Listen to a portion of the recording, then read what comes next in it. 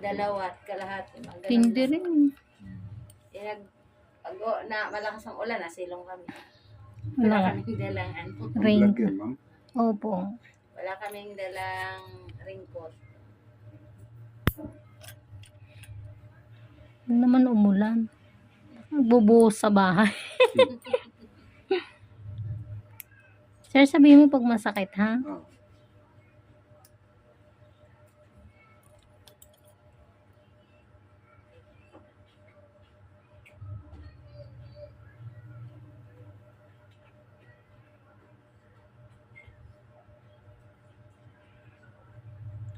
Kabaon sa ilalim. Opo.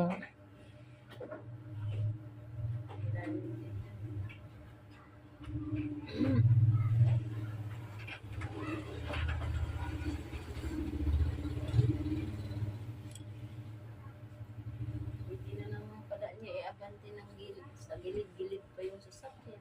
Ayan. Sakit, sir? Hindi na.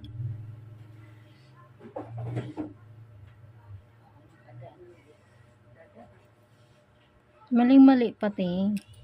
Gusto niya kasi harangan lahat ng daan. Sakit po, sir. Hindi. Yan. Bantibay ni sir sa pain tolerance. Sa ibang lalaki po to, sir, masakit na to. Kasi dry skin na to eh. Nung palinis kami noong December, hindi man lang pinalikot. Yan. Sakit po? Hindi. Parang pinahid-pahiran lang eh. Hindi nga, sir, di ka nasasaktan. Sabay ka namilit pang masakit. Ano ba yan? Hindi yung lakad niya kasi, tas nakikita ko na yung pula-pula niya. Ibig sabihin po, pag ganyan, masakit na talaga yan.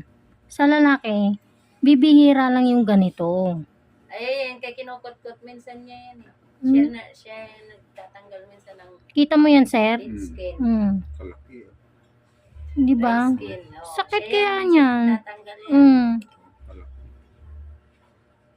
Kalaki. Pulang-pula, oh. Ang laki ng nakuha.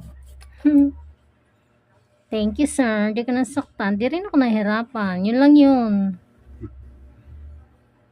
Ewan ko lang dito sa kabila.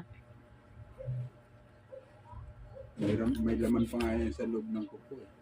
Eto? Hmm. Opo. Sige, titignan ko. Hindi lang nakuha.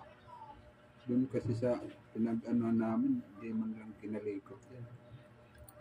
Baka ganun po talaga siguro sila maglinis. Ganon talaga yan sa salon. Sa ibabaw lang ang ano. Kasi pagpapailaliman po talaga ang kuko, matatagalan po kung sila ay naghahabol. Ito, yung sa may konting sira, sisirain ko ito. Ito, sir, ha? Hindi sila Tanggalin mo na yung kuko. Wow. Kung yung sira lang tatanggalin ko. Hindi sila nag-ano. Tatanggal. Siyempre, Doon sa salon, binunot ko yung naglinis, binunot ko yung paa ko. Sobrang sakit. lalo na kung marami nakapila, minamadali nila yan. Kasi gusto nila makarami ng ano. Ako talaga, hindi. Commission, doon kasi, commission lang yan naman ang ano. Kung marami kang naanuhan, nalinisan, malaki-laki din ang ano. Ganun naman yan ang ano sa salon. Ito, may ingron to, sir. Marami na.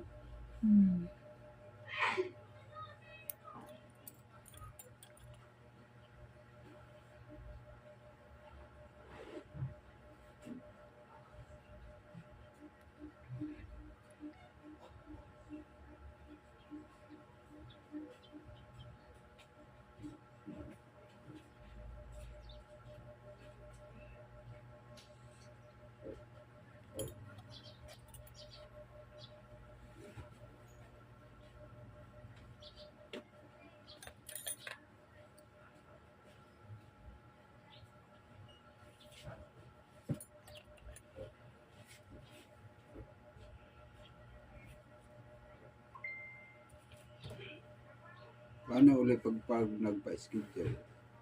Magpo-post po ako. Madam, magpo-post ako Sige po.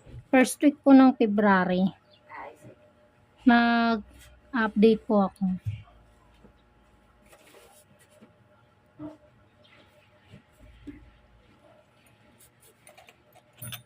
Ayan, sa mga nagtatanong po, mga ka-Ingron, kung bakit hindi ako nagbibigay ng exact address. Ayoko po talaga ng may magwo-walk-in. Kinakabahan ako. Baka hindi ko po kayo matapos. Yun po yung inaalala ko, lalo pag manggagaling kayo sa malayo. Kaya, saka lang po ako nagbibigay ng kumpletong detalye pagka ganyan pong nakaschedule na. Oo. Malapit na. Amin na lang yung oras. Sa kanila na madam.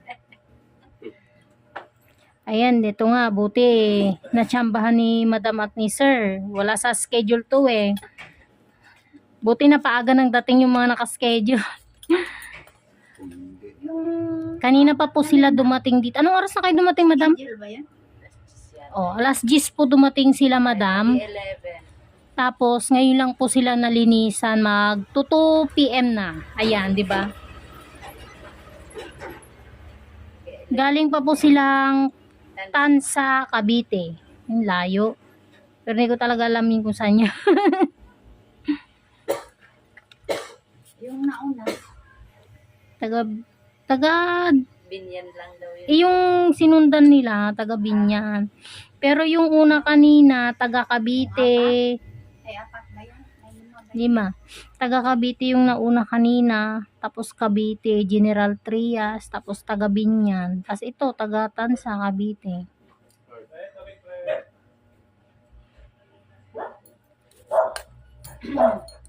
ano lang kasi yung ano ko schedule din guys. Pag walang ito, pag may pasok na wala, hindi na ako pwede Commute, ang layo, madam. Oo, mag-commute, malayo masyado.